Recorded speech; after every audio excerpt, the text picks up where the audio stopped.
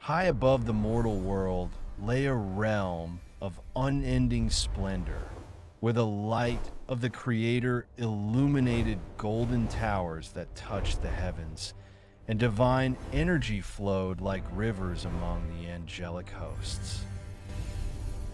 The sons of God stood united in perfect harmony, their forms radiating purity and grace as they lived to serve, their hearts filled with peace and their eyes fixed steadfastly upon the Creator's radiant throne.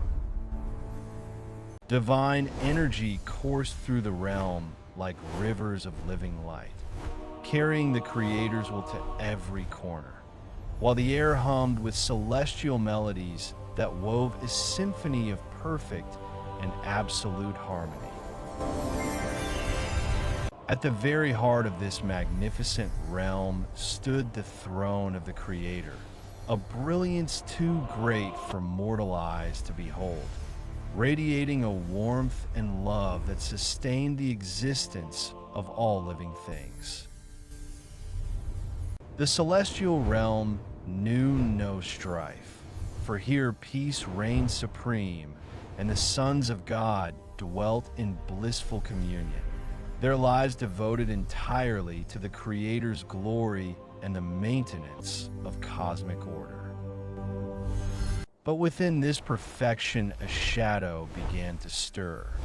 A single heart wavered in its devotion, and the seeds of rebellion were sown in silence deep within the heart of paradise, where no darkness had ever been.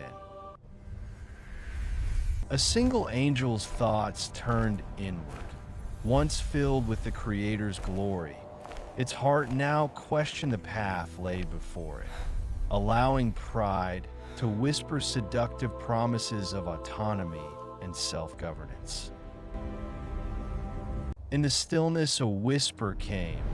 Doubt crept into the angel's mind like a serpent, planting seeds of rebellion that would soon bloom into defiance and shatter the eternal peace of the heavenly kingdom forever.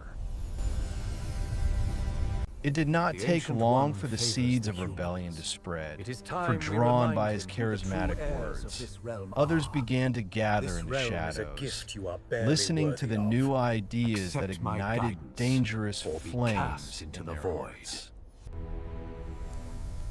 The rebel angel rose, now known as Reb, stood as a leader among them, his promises of freedom and power taking deep root in the hearts of the disillusioned who sought more than eternal servitude. The time of man is over. The celestial realm, once united in a singular purpose, began to fracture as a difficult choice was laid before each heart. Remain in the harmony of the Creator or follow the enticing call of rebellion.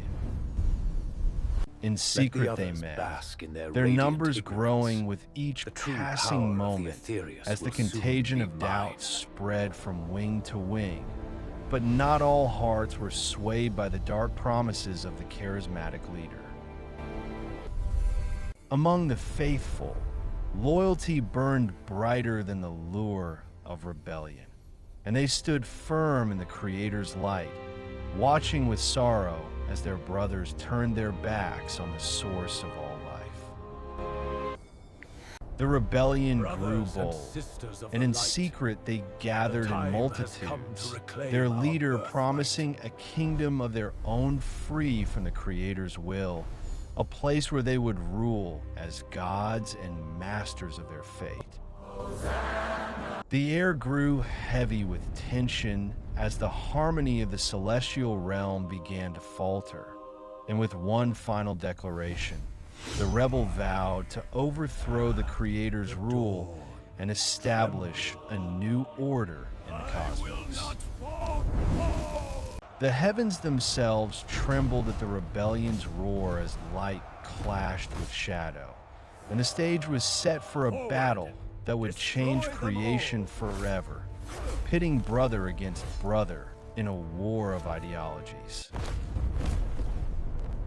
And so it began. The first move was made, and rebellion soared across the heavens, shattering the peace of eternity as a new reign born from ambition and pride had begun to challenge the ancient throne.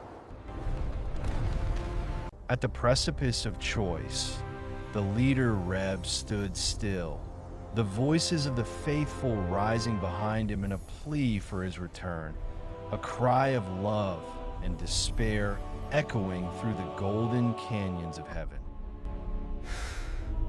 Yet the darkness ahead drowned out the harmony, tempting Reb further away with a vision of what could be, a future where power ruled and where the Nephilim would rise as gods among the race of man. The Creator's presence, soft yet unyielding, reached out from the golden throne in a final plea, a beacon of hope amidst the growing shadows, offering a chance for redemption before the final step was taken. Conflict raged within Reb, the pull of devotion and the allure of power tearing at his very being. But the shadows returned, their call louder and their promise clearer than the light he had known.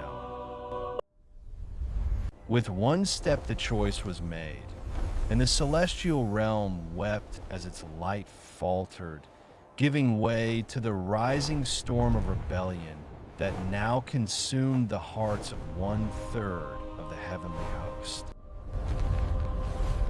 The heavens began to fracture, torn apart by the weight of rebellion, and so Reb fell into the darkness, into a new world where their wings carried them toward the unknown where power and chaos awaited.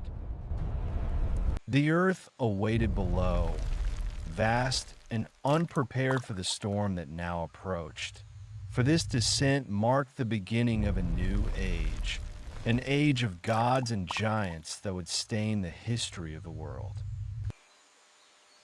The heavens recoiled as the breach began to close, and Reb hurled downward, the purity of light left behind and replaced by the storm of rebellion that trailed behind him like a comet of dark fire. The world awaited below, untouched by the rebellion above, but from a celestial breach the fallen began to descend, their once pure wings now tainted by shadow and burning with the heat of the fall. Their purpose was clear, to take what was forbidden below, and humanity gazed in awe and fear as the skies bore wonders they could not comprehend, watching as stars seemed to fall from the firmament. With a deafening crash, Reb's fall scarred the earth. The ground shook violently, and the land bore witness to the arrival of a being no longer of light nor shadow, but something terrible in between. From the crater, they rose anew. They were no longer bound by the light, but empowered by the darkness they had embraced, their forms shifting to adapt to the heavy atmosphere of the mortal realm. The heavens bore scars, and humanity could only watch as the storm of rebellion touched their world, drawn by curiosity and fear as they stepped forward to witness the arrival of the celestial beings. Reb stood among them, his voice calm, yet commanding as he declared, "Fear not, for we have come to bring knowledge, power, and a new order to your world that will elevate you beyond your simple lives." The first among humanity knelt, their submission a quiet act of both fear and hope, while the fallen stood united, their gaze fixed upon humanity with a hunger that was not entirely benevolent. They had crossed the boundary of light and shadow, and now earth was theirs to claim, marking the completion of the descent as the silence of the heavens was replaced by the whispers of humanity's submission.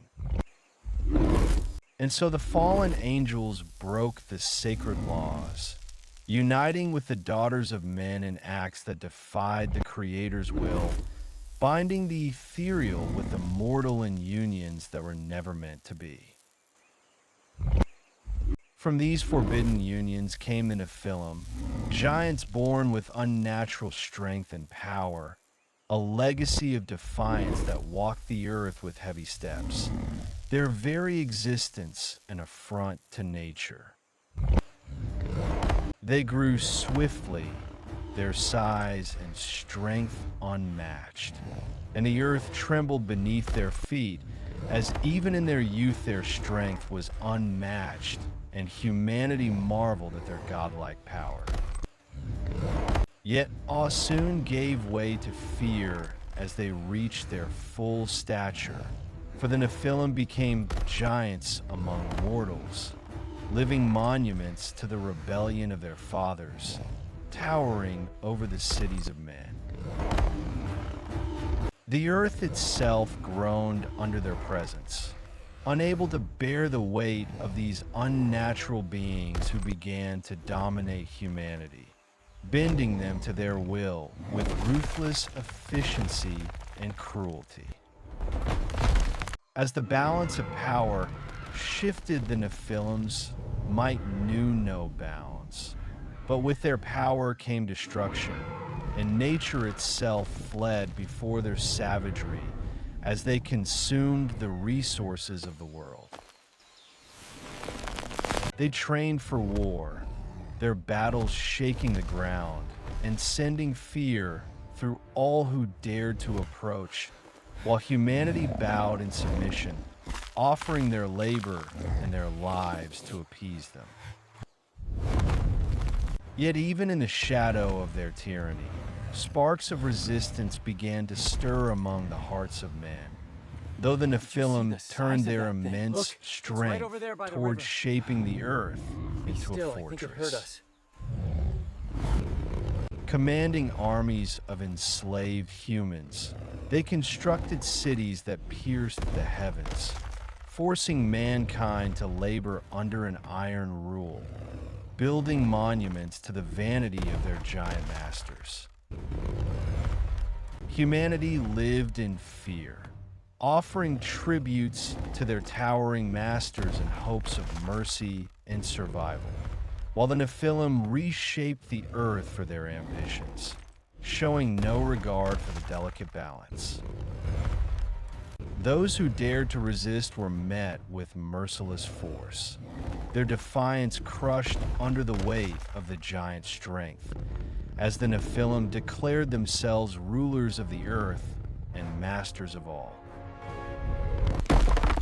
Their power bred arrogance, as they indulged in their excesses while the world beneath them withered. Yet in the shadows of despair, humanity began to plot their survival, if the stories are true, whispering we will of be hope. safe there.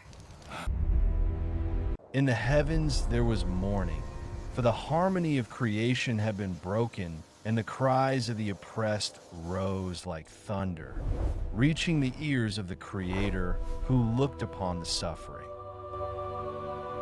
The Creator saw the corruption of his once beautiful world, and justice demanded action. So the Creator's hand moved, and the decision was made to cleanse the earth and restore the lost balance. The heavens opened, and the first drops of cleansing rain fell, a warning and a beginning, as the rain intensified and rivers swelled, roaring like thunder to drown out humanity's cries of despair. As the earth prepared to be cleansed, the Creator spoke to Noah, a righteous man in a sea of corruption, commanding him to build an ark, for the earth shall be cleansed, and only he would be saved.